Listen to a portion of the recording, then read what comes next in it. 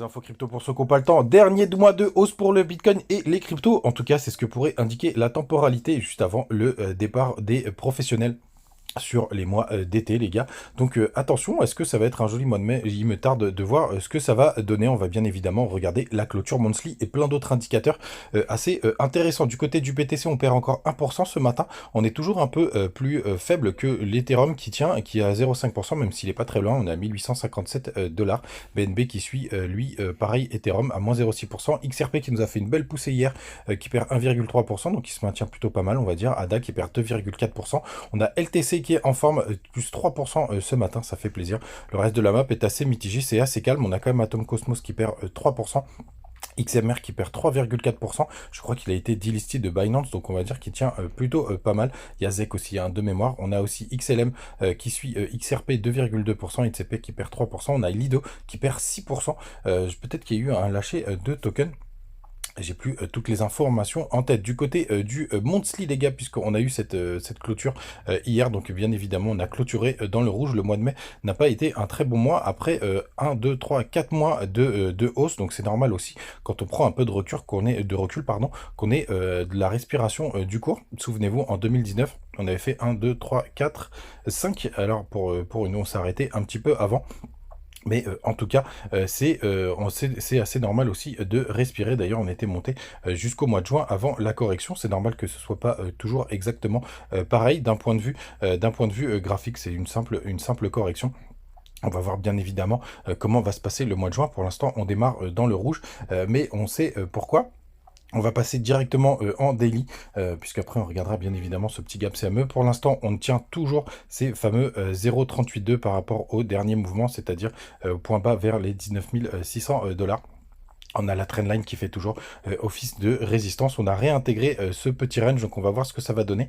Est-ce que ce serait pas le moment de ranger très très fort pour les autres alts? En tout cas, si on fait un nouveau plus bas, ça va. On parlera des scénarios. Je pense qu'on en parlera demain des scénarios Elliott Wave. Mais si on fait un nouveau plus bas, potentiellement, on serait dans une plus grosse correction, ce qui nous emmènerait jusqu'à la fin de l'année. Mais comme je vous disais, on en parlera demain parce qu'on peut pas voir tout le temps. Du côté du gap CME, c'est magnifique. C'est exactement ce qu'on avait prévu, c'est-à-dire d'aller le clôturer.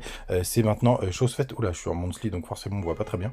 On a été le clôturer à la perfection. On a même été chercher le haut de bougie qu'on a juste là, qui était vers les 26 915 dollars, même un petit peu plus profond. Donc celui-ci, ça y est, on peut s'en débarrasser. Et on voit qu'on a toujours notre petit gap qui est vers les 29 000 dollars, qui nous ferait un très très gros range, ce serait plutôt pas mal. Mais il est vrai que si jamais on vient casser les nouveaux plus hauts, et pareil, on parlera de ce scénario demain, ce serait quand même assez bullish. Je vous dirai dès demain pourquoi. Du côté du long short ratio, coucou du côté de TikTok, c'est vrai, j'ai oublié de vous dire au revoir. C'est pas grave. Du côté du long short ratio, si ça veut bien marcher, on va se reconnecter. Désolé pour ce petit moment en direct live. Voilà, chose qui est faite. Ce qui est un petit peu inquiétant, c'est qu'on est repassé à 70% de personnes qui sont en long, et ça, c'est vraiment pas bien pour le coup. En plus, ça achète pas du tout sur le spot. Les funding, ils sont un peu descendus, mais pour le coup, ça achète pas du tout sur le spot. Là, il y a quand même très peu d'envie. Les open interest sont assez stables, mais ça m'inquiète d'avoir tous ces gens qui sont malheureusement en long. Du côté du dollar, on est en train de stagner pour le moment. Vous voyez, on est aux 104 points pour l'instant. Attendez.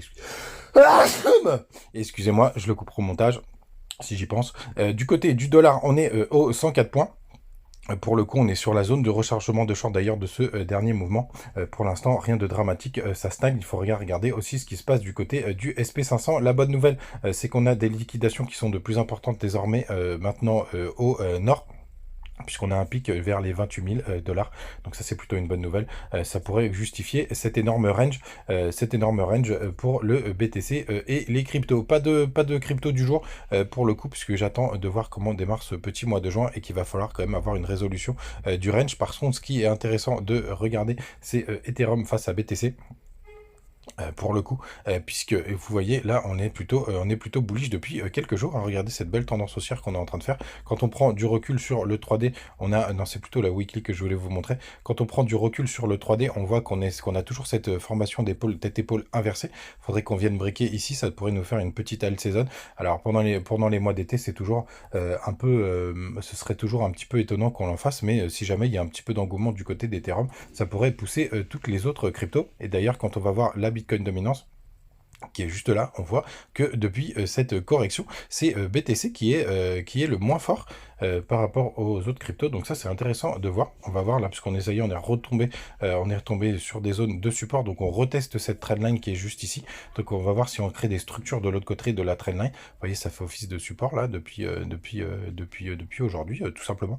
Donc on va voir ce que ça va donner, mais c'est vraiment intéressant de voir que BTC est beaucoup moins fort dans cette correction. On verra aussi si jamais à la clôture de la bougie, on est sur le support du RSI ou si on réintègre ce triangle. Les gars, passez pas une très très bonne journée. Demain, ce sera une grosse vidéo. Je pense qu'on verra les deux scénarios long terme pour le BTC, en tout cas pour l'année 2023, avec une grosse mise à jour, un peu des lot wave, etc. Salut!